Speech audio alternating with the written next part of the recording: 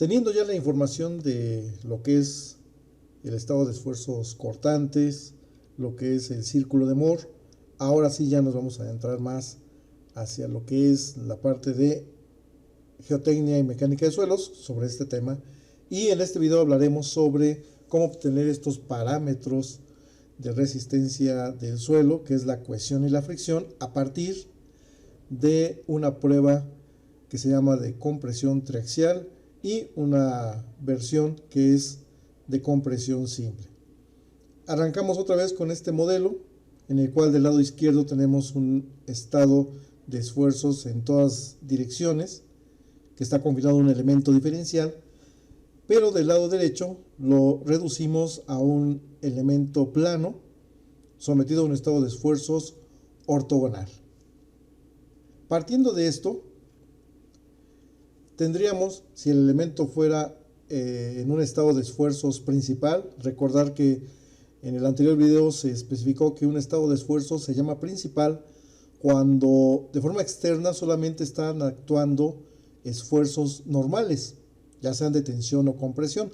Este modelo ya es para el suelo, principalmente lo sometemos a compresión, y para diferenciarlo, en lugar de decir sigma X, sigma Y y sigma Z para los esfuerzos normales, ahora lo vamos a nombrar sigma 1, sigma 2 y sigma 3.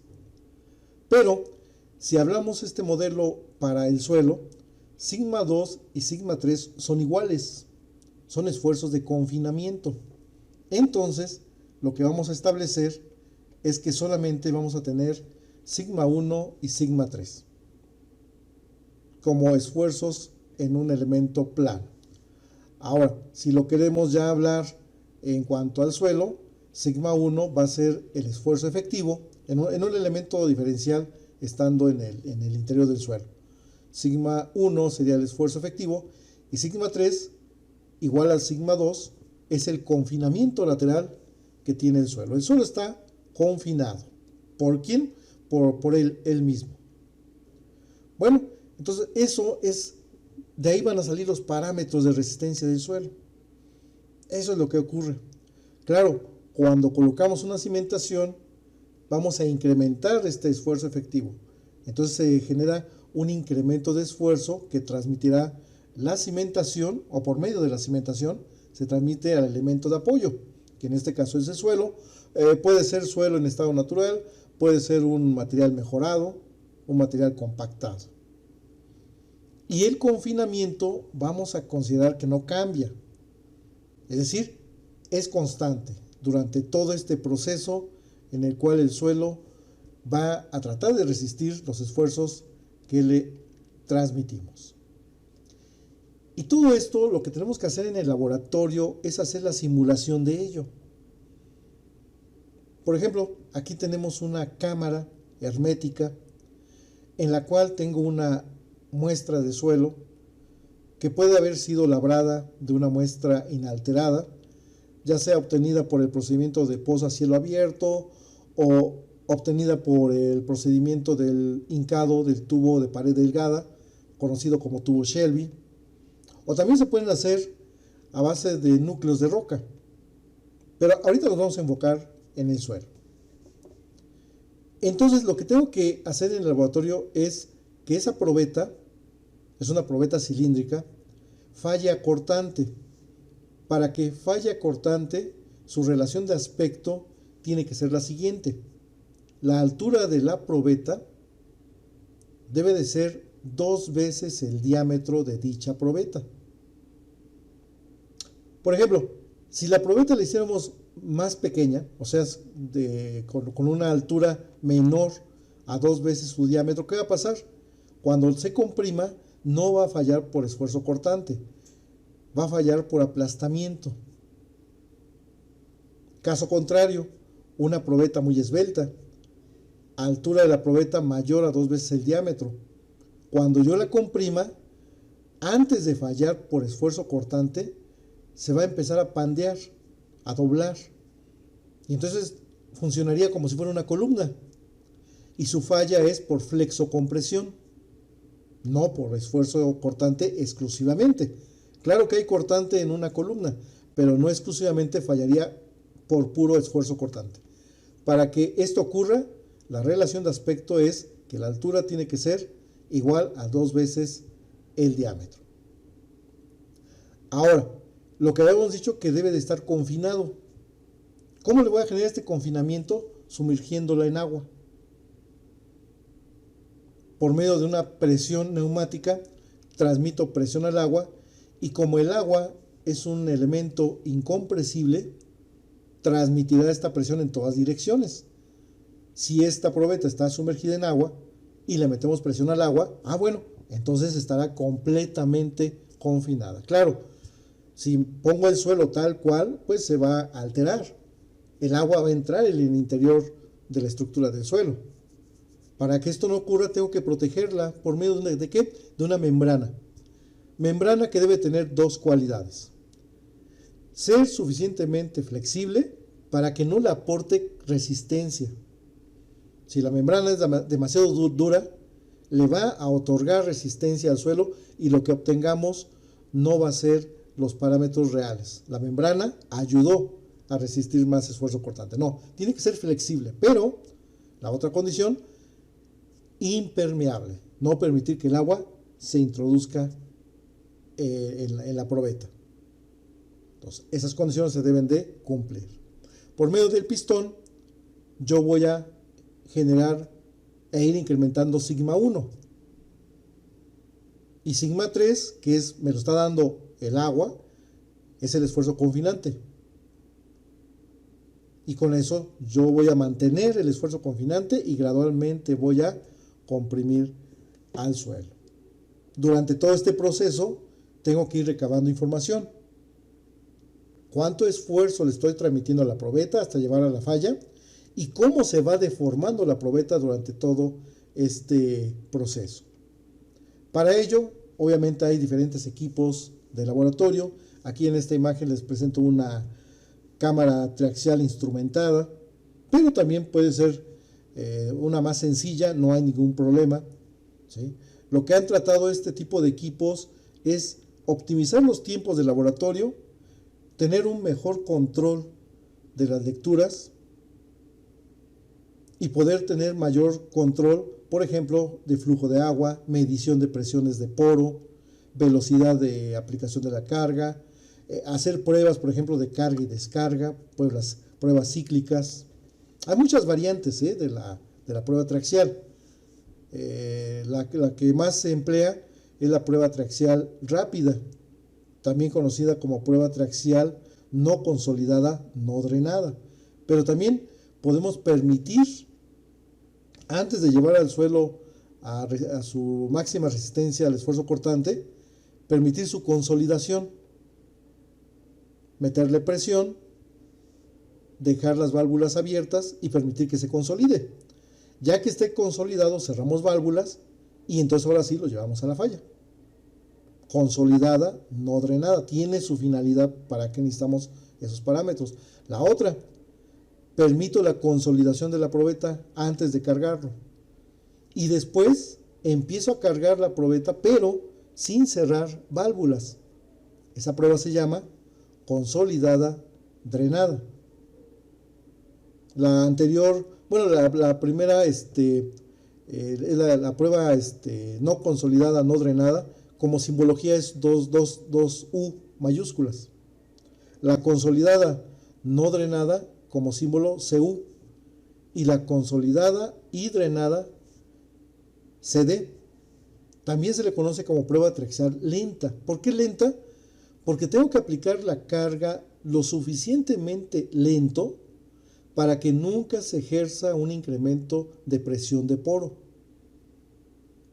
Es decir, todos los esfuerzos son bajo esfuerzos efectivos. Por eso se le llama prueba de consolidación lenta. Entonces, repito, hay varias variantes. La más común es la prueba triaxial rápida. Bueno, hay, por ejemplo, en esta imagen, una condición que en los suelos a veces ocurre, y más adelante lo retomaremos en otro video, es de que los suelos cohesivos no se incrementa su resistencia por el confinamiento, cosa diferente a los suelos granulares.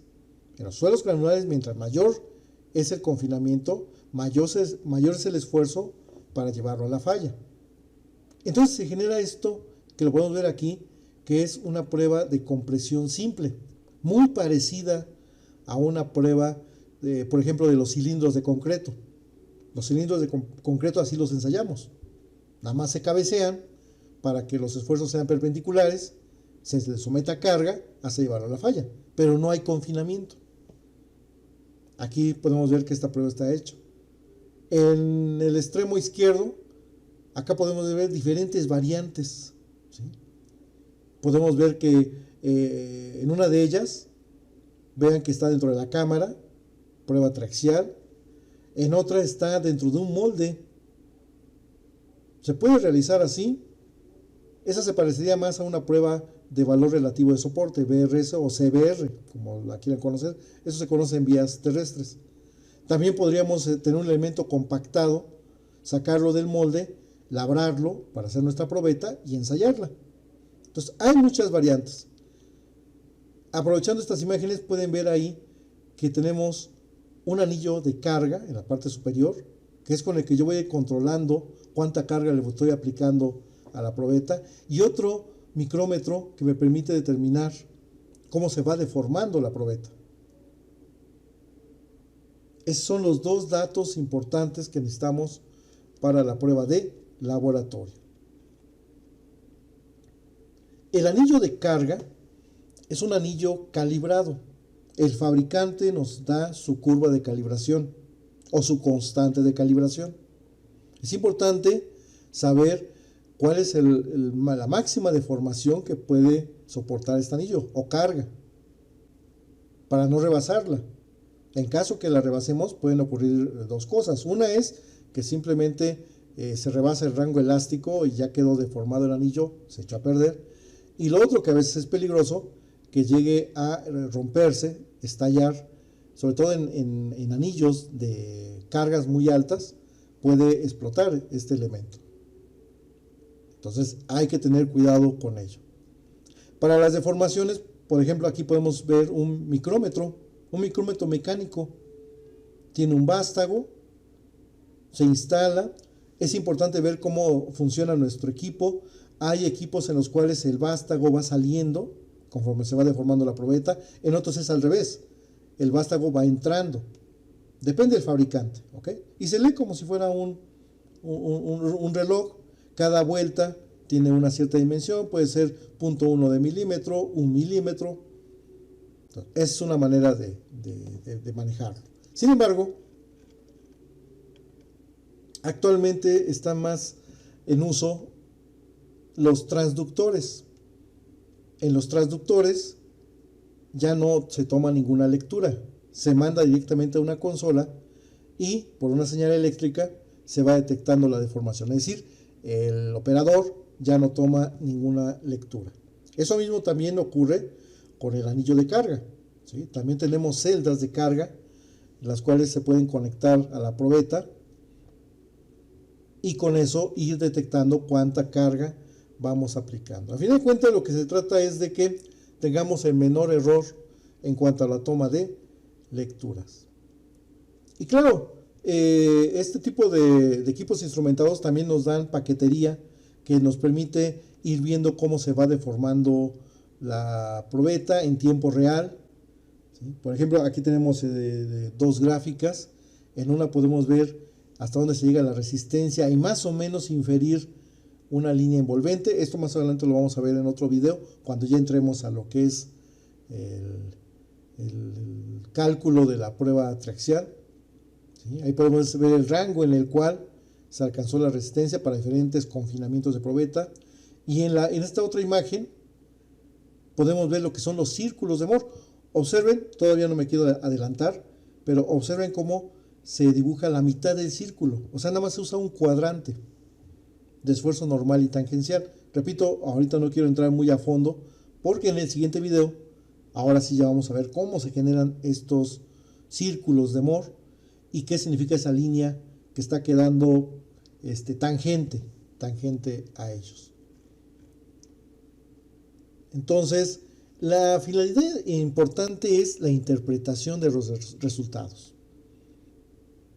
Esto lo va a manejar un ingeniero y con eso va a diseñar diferentes cuestiones. Puede ser capacidad de carga, puede ser estabilidad de una excavación, puede ser taludes, puede ser varias cosas, pilas, pilotes. Son varias las cuestiones que se usan, ¿no? Entonces, repito, hay paquetería para hacer esto. Entonces, lo fundamental e importante no es simplemente saber calcularla. Es más, cuando vean el procedimiento que les voy a describir, fácilmente podrán ver que se puede hacer una hoja en Excel sin ningún problema. Entonces, pero hay que saber qué se hace. O sea, el simple hecho de saber manejar una paquetería no es porque sé meterle datos nada más, sino porque sé esa información, qué es lo que hace el programa, cómo lo interpreta, bajo qué hipótesis lo trabaja.